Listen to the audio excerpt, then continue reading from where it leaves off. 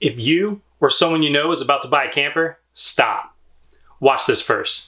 Cue the intro.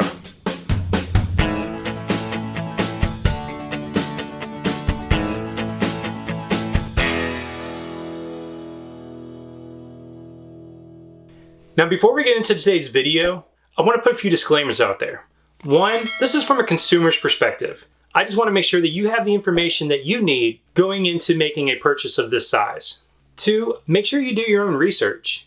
Just because I came to a certain conclusion doesn't mean that you're going to, but hopefully you're watching this video while you're doing your research. So I hope I can provide some information for you. Three, there is no affiliation with Grand Design, although Grand Design executives, if you're watching, hit me up. That's cool. Now, when you are making a decision like this, there's a few factors that you want to take into consideration. One, is this going to be a large family purchase, or is this going to be you and your significant other? Because, that determines whether or not you're going to go for something like a bunkhouse model like I did. Or do you want more living space, more entertainment space for when guests come over, but not necessarily staying with you? So you want to make sure that you're taking that in consideration before you make this purchase. Two, what type of tow vehicle do you have? Is it a half-ton, three-quarter ton, or a one-ton vehicle? Knowing what your truck's limits are can help you determine what type of camper that you're going to be able to purchase. Number three, and it's probably the most important, is budget, right? Like, you have to know how much you can afford. What we ended up doing was actually getting a camper that was maybe a little bit smaller than what we would have loved to have, like long haul if we were full-timing it or something like that. Now, don't get me wrong, this camper's 40 foot long, so it's plenty of camper. But at the same time, like, we were looking at campers that were bigger, like the Solitudes and the Momentums and things like that. Personally, I'd rather have more quality than a bigger camper for the same money. Now, for us, at any given time, we can have 8 people, 4 dogs, 6 dogs, and 4 kids. And so we had to make sure that we got a bunkhouse, and we wanted an extra sleeping space. The normal camping adventure is my wife and I with our 2 kids and our 3 dogs. Now let me talk a little bit about the purchase that we made. And so it's an exciting purchase. Your emotions are running high, and you want to make sure that you're level-headed when you're going into a purchase of this, a commitment of this size. Now, before we go any further, let me tell you exactly what we bought. You may have seen it in the previous video. We bought a 2020 Grand Design Reflection 311 BHS, which stands for bunkhouse. We are super excited about the RV that we just purchased. And so I want to tell you a little bit more about why we chose a Grand Design and why I think when you do your own research, you might come to the same conclusion. The first thing I want to talk to you guys today about is community. Grand Design is backed by its community, and it's very evident when you're checking out social media, other RV forums, and RV shows and things like that. And so what you start to see is this community of owners. And as soon as you purchase a Grand Design, you instantly feel like you're part of this larger community. It's very evident in the rallies for owners and things like that. You get an invitation to come tour their facility, and again, like instantly, you are part of the Grand Design family. So far, we've been extremely happy with our purchase. Definitely, if you're looking for an RV brand that comes with the backing of the company and a full community to back you, you definitely want to consider a Grand Design RV.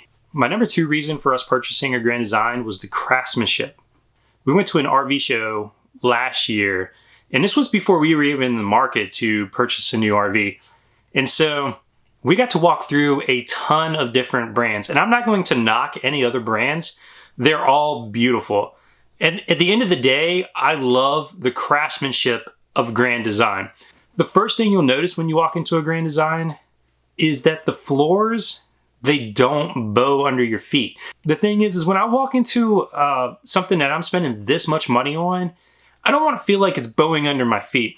And so Grand Design actually doesn't put any of the ductwork in the floor itself. It's actually through the cabinetry.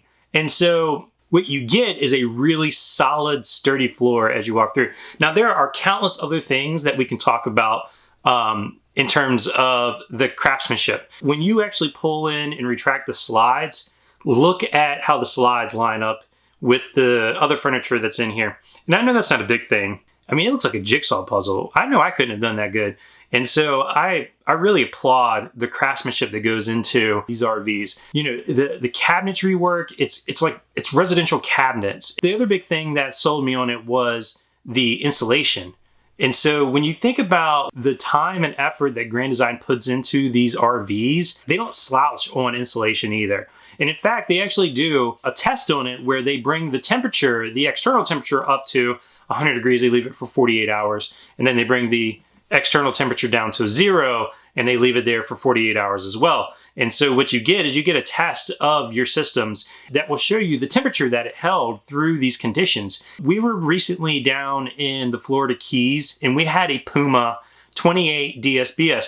And now that travel trailer was awesome. It served its purpose. It was great for the family for while we had it. In the hot sun, when it's 110 degrees outside, that AC was working. And it all boils down to the insulation of the camper just wasn't as good. Now, another thing that we loved about the Grand Designs was the ease of use.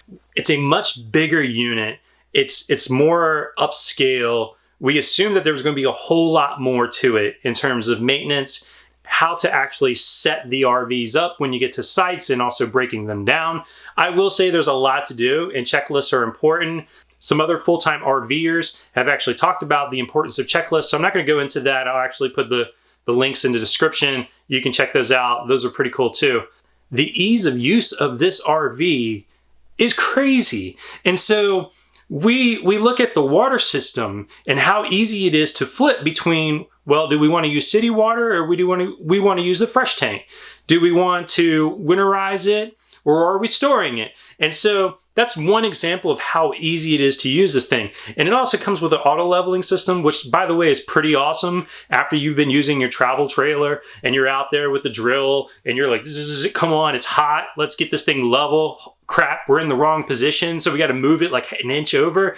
That sucks. You go out there, you open the cabinet, you press a button, 6 jacks come down and this thing levels itself.